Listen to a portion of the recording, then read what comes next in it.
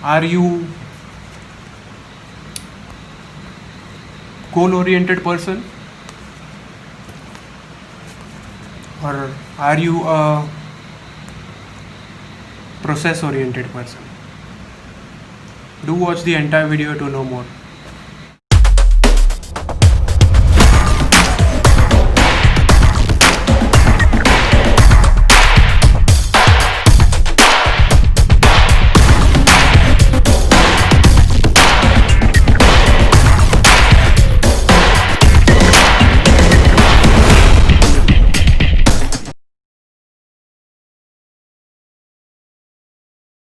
The debate has been going on these two topics for a very long time, and people get confused.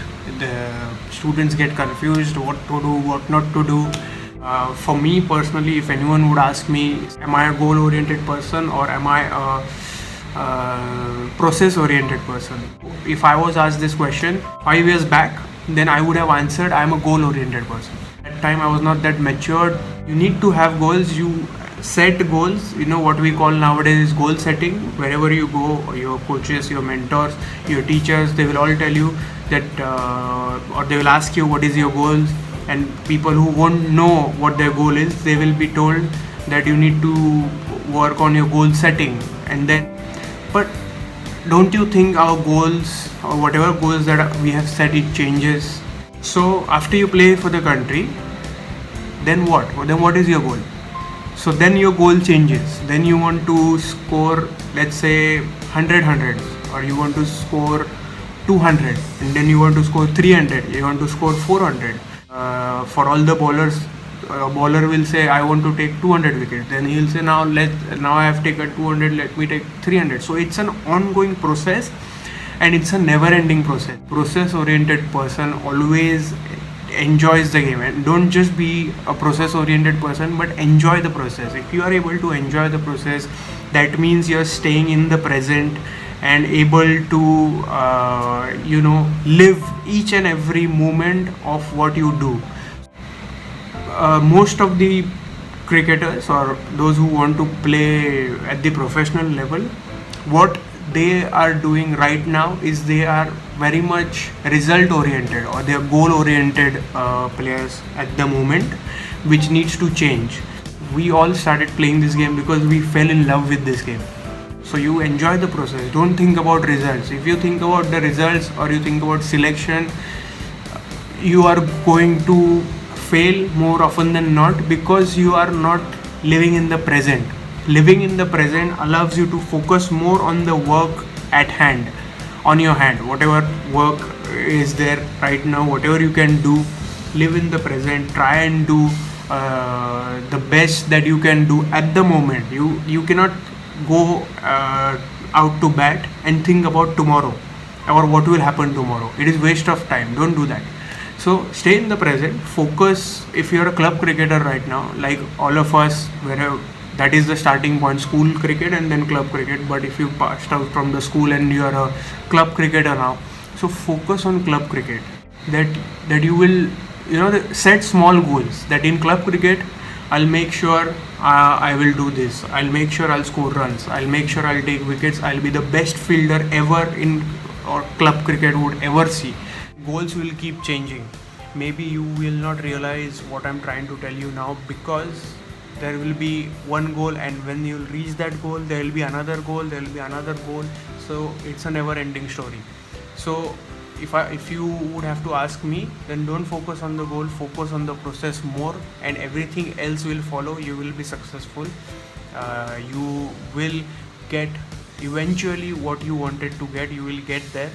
But once you get there, there will be another goal that you will set. And remember what I've said, you will set another goal after that, and then there will be another process for that. So that process is the most important. If you erase the process from the journey, it is not going to work for you. All of you know Harsha Bhogle, the great Harsha Bhogle, the great commentator, voice of cricket, as they say.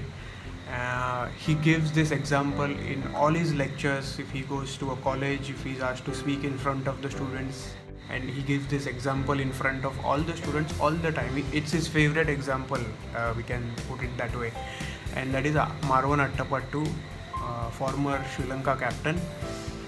So his story is that he debuted for the Sri Lankan team and he scored a duck in the first innings. I'm talking about test matches. He scored a duck in the first innings. He scored a duck in the second innings. He was dropped from the team.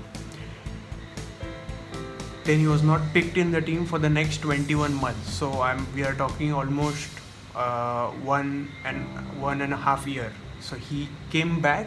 So what was he doing between that time? Did he give up? He did not give up.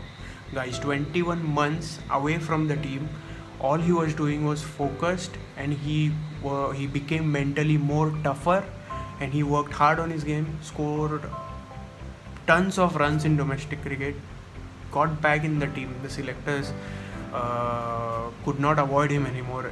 He got back in the side. What happens? He scored another duck in the first innings. Then he manages to score 1 run in the second innings. Imagine what happens next. He gets dropped again. He gets dropped for the next 16 months. So another 1 year and more months, 1 year and 4 months gone, and he's dropped. He goes back to the grind, he goes to the nets, he works hard, he comes back, selectors pick him because he scored runs, he's not given up. He comes back, he scores duck. First innings, duck. Second innings, what he manages to do? He scores another duck. Just imagine, guys, what might be going on in his head. There'll be people talking around that you're not good enough. And what happened to him? He went back. He worked incredibly hard on his game once again, and then he does not get picked for another three years. So now we are talking about 6 years. He has not managed to score that second run. Yeah, so 6 years he has not managed to score second run. First opportunity he gets, he scores a duck. First innings, second innings, duck.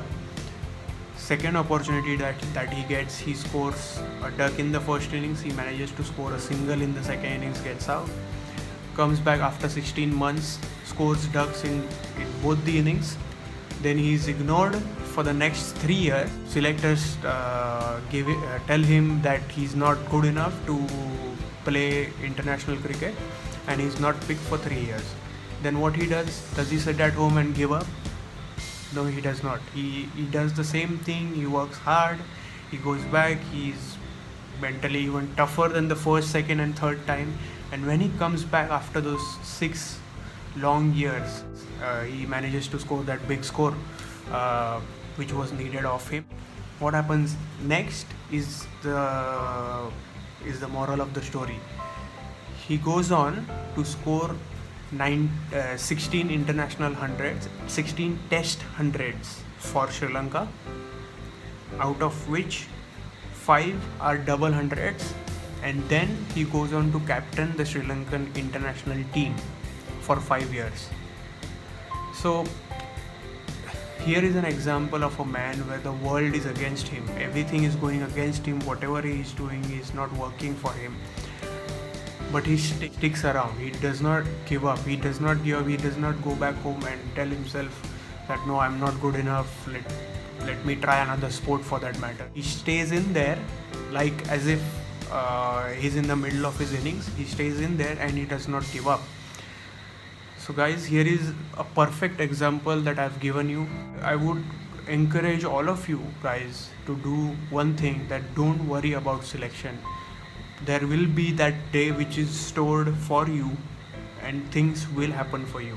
But you cannot just ignore yourself after 5 or 6 or 10 failures. Like Marwan Attavattu, he did not ignore himself.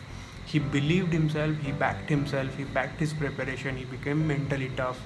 Once again I'm pressing on this one thing: be mentally extremely tough. You will tick all the boxes.